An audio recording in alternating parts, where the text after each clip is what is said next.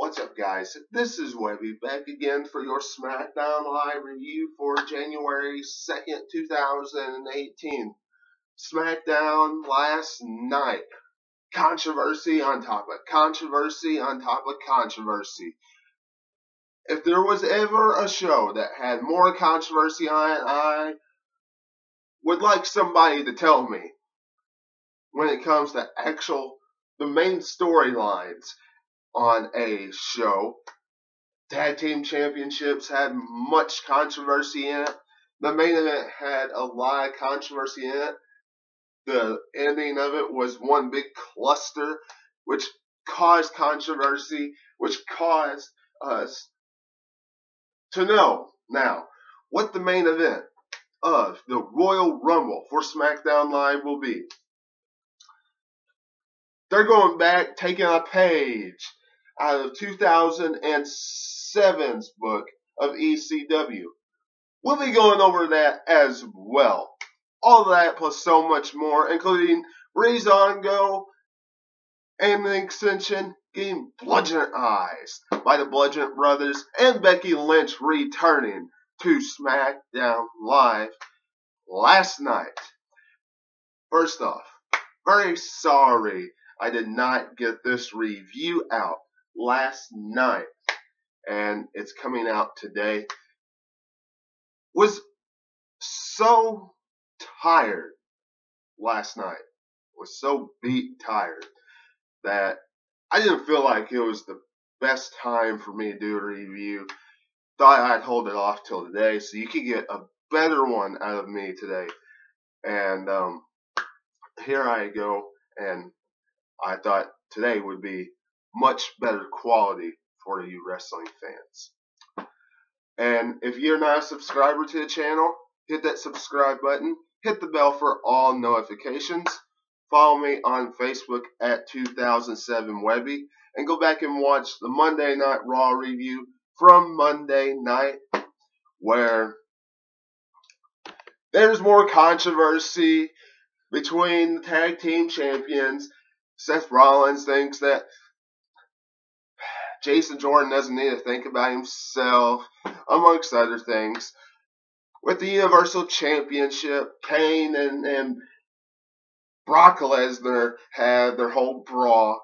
We go over all that, plus everything else that happened on that show on Monday night. So, on SmackDown Live, controversy explains it all. AJ Styles comes out and he goes over exactly what happened last week with the whole Kevin Owens situation. And then he said the person that kind of caused it, letting Sami Zayn stay out there last week, is going to come and explain to us and let us know if he's going to let Kevin Owens stay. Daniel Bryan comes out immediately, without Daniel Bryan even saying anything yet. Shane trots along. Now look, this whole Bryan, Shane McMahon situation, storyline is overshadowing the WWE Championship. They better have one awesome payoff. That's all I can say. I think it's a shoe-in for WrestleMania. Has to be. But we'll see down the road. But Shane McMahon saying that, well, you keep on showing favoritism, blah, blah, blah, blah, blah. And Kevin Owens shouldn't be out there, and Daniel Bryan fires back about all the favoritism that he's been showing Shane, and Shane has been doing these things, and then Shane says sorry to AJ Styles because he got the hot head, and his mix-up cost AJ Styles the match last night, and AJ Styles just wants a one-on-one confrontation to see who the better person is. So, out of all this cluster, we get AJ Styles versus Sami Zayn, with Kevin Owens being out there, Shane being allowed to be out there, and Daniel Bryan saying he might as well be allowed to be out there. So we know that one big cluster at the main event is going to go down. And we also know that, without a shadow of a doubt, Sami Zayn is going to walk out the victor. The Usos take on Shelton Benjamin and Chad Gable for the Tag Team Championship. This contest, look, it was very intriguing, very good. I am very glad WWE did not drop the ball tonight. I'm glad they didn't. They came close.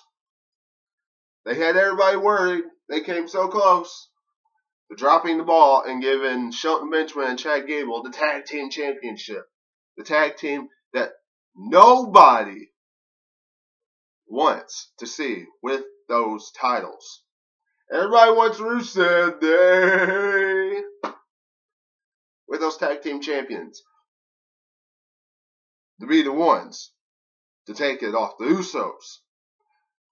But Benjamin and Gable take the titles tonight, controversy fashion. Mix up, they pin the wrong Uso. Referee doesn't see it. Another referee comes down, explains what happened. Next thing we know, Usos do what they do best. Those double kicks, splash from the top rope. 1, 2, 3. Still, your tag team champions, Jimmy and Jay, the Usos. And once again, Benjamin and Gable join the Uso Penitentiary. SmackDown's on lockdown in tag team division. The Bludgeon Brothers were supposed to take on Breezango. Last week, as we all know, Breezango was facing the Bludgeon Brothers, and Harper and Rowan was just toying around with them. Ascension comes out, gets him, brings him to the back, and then says that Breezango wants another rematch. They were showing this back on the Titantron to us. Right when the Titantron let down and went to the match, the Bludgeon Brothers didn't even wait for the match to start. Next thing we know, the Ascension comes out, and poof, they're getting beat up as well. All four of them, bludgeonized by the Bludgeon Brothers. Absolute brutality. I hope the Bludgeon Brothers end up moving up in the ranks and get tag team gold eventually on SmackDown Live. Aiden English versus Xavier Woods, United States tournament.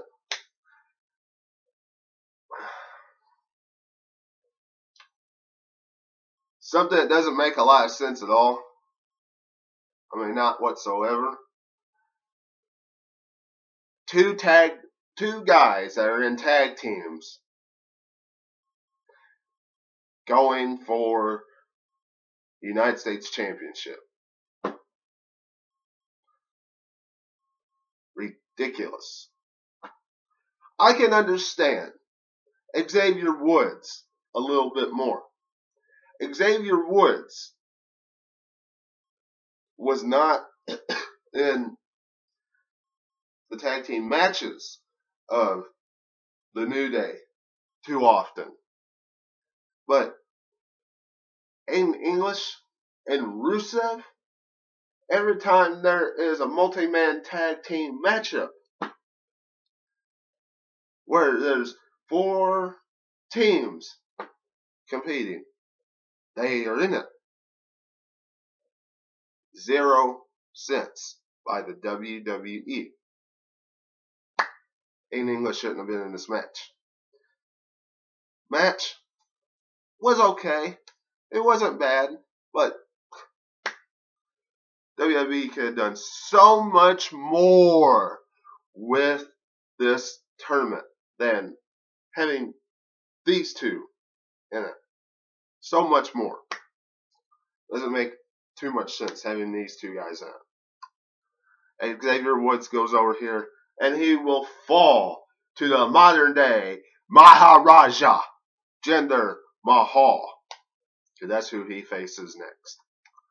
The Riot Squad took on the Welcoming Committee. Riot Squad wins, and then Becky Lynch, Charlotte, and Naomi take out the Riot Squad last night on SmackDown. They were in Orlando. Of course, we're going to see Naomi. Haven't seen Becky Lynch for a while. Nice to see her back on SmackDown. Was wondering when she was going to come back. Finally made her return. So, Riot Squad getting, beat up for once. But WWE is still pushing this Royal Rumble down our throat, shoving it. We know it's coming, the Women's Royal Rumble. You don't have to shove it down her throat politically every single week, every single show. You don't. Sami Zayn versus AJ Styles. This contest, like I said, controversy. Controversy on top of more controversy on top of more controversy. At the very end of the show, it was Kevin Owens interrupting the referee, Shane McMahon telling Kevin Owens to leave, telling the referee to tell Kevin Owens to leave, Daniel Bryan telling Shane that he needs to leave, which caused Sami Zayn to pick up the victory in a nutshell. All this cluster, which irritates AJ Styles enough that we see what WWE did at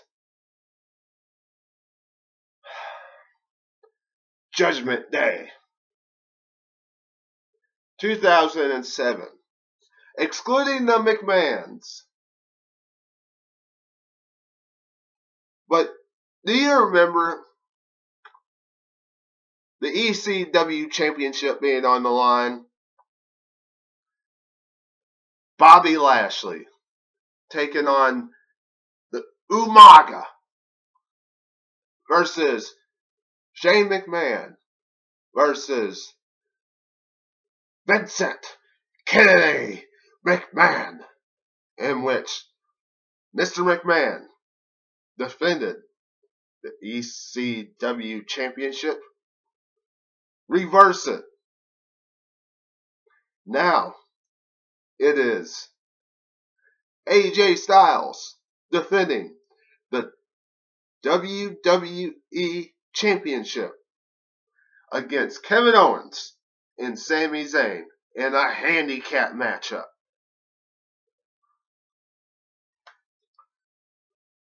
And yet, through all of this WWE Championship handicap stuff, all this stuff with Kevin Owens and Sami Zayn and AJ Styles, which we know AJ Styles is going to win, all of it. Daniel Bryan and Shane McMahon overshadows everything. Because every week they are put in the spotlight. So, the payoff better be good at WrestleMania. I think it's a shoe-in that Daniel Bryan's going to wrestle or something at WrestleMania. They have to clear him to compete. If not, I don't know why they're doing all this. But they are overshadowing everything on SmackDown Live. Everything that's important on SmackDown Live. To the point where it's like secondhand. All the championships, all the rivalries, it's secondhand. And SmackDown was supposed to be the land of opportunity. Not like Raw, the land of the general managers, like they used to be. When it was centered around Mick Foley and Stephanie the entire time. So this back have a great payoff. Let me know what you're thinking in the comments below. Subscribe. And do everything that I mentioned at the beginning of this video. Appreciate you all coming in to the podcast today. And until I see you again, this is Webby, and I will catch you on the other side. Talk to you later.